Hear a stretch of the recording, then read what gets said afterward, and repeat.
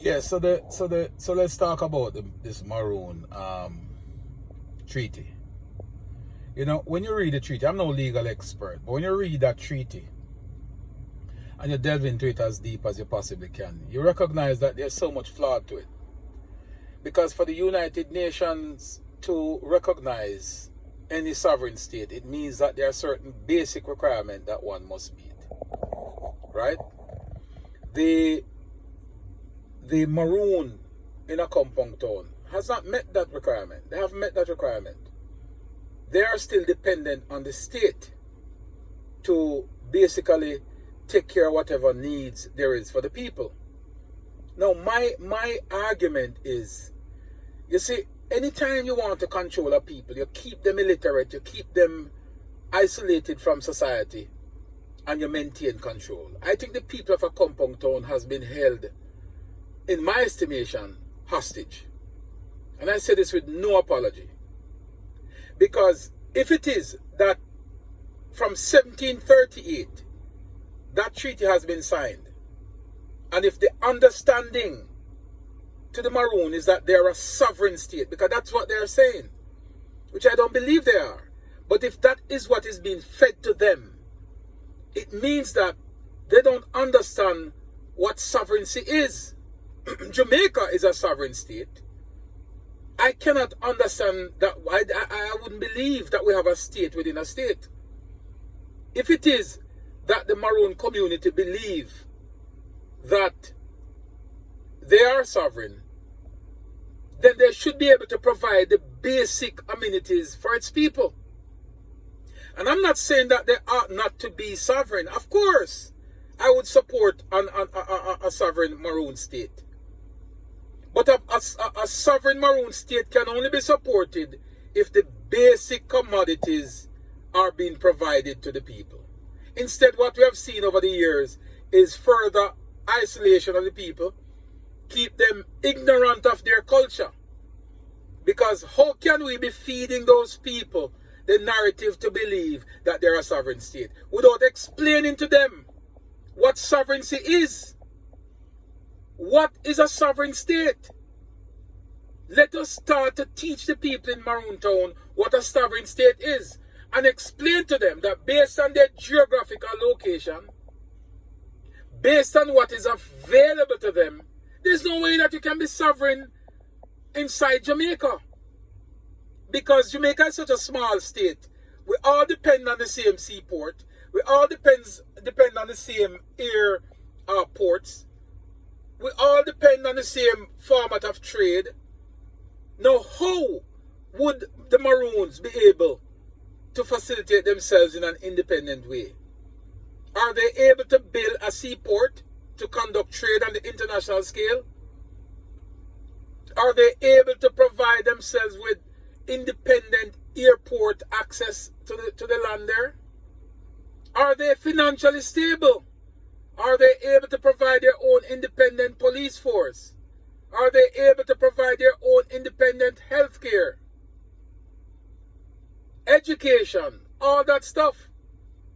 If you check it now, the education system in a compound town is supported and mandated by the state.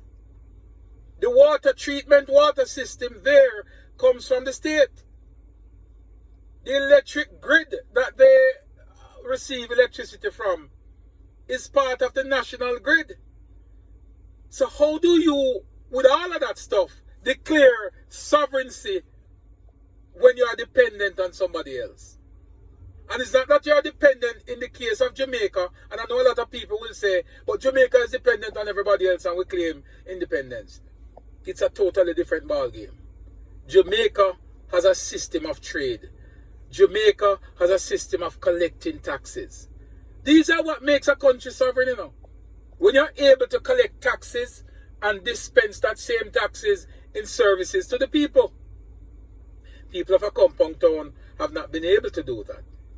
And I think Richard Curry, the new chief, blundered in position himself in a way that is further isolating the people from a compound town. I think the leadership there need to rethink their position and start to focus more on unifying. Get rid of this thing about sovereignty. Expose the people, open the people up to whatever resources there is.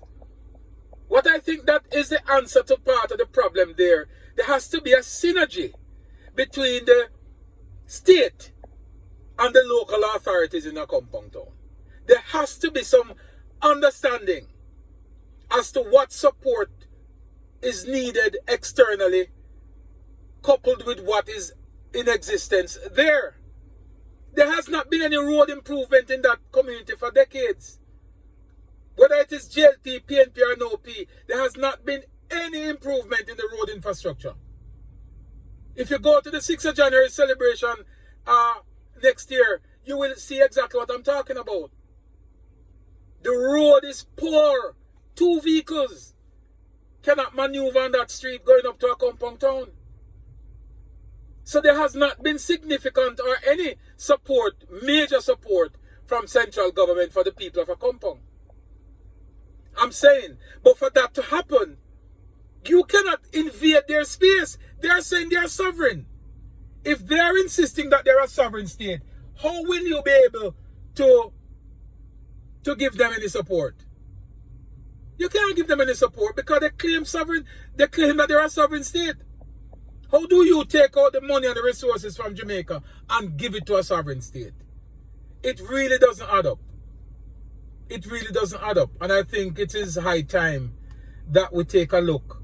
Sit at the table. I know the chief had mentioned something to that effect about going back to the negotiating table. I don't know if negotiating is the deal, but probably what we need to do is examine the treaty. And if we examine the treaty, we will have a better understanding of what exists on the ground. But to isolate the people or to further push the people of the community in isolation from the state is, to me, a wrong move. And that will not give the desired result.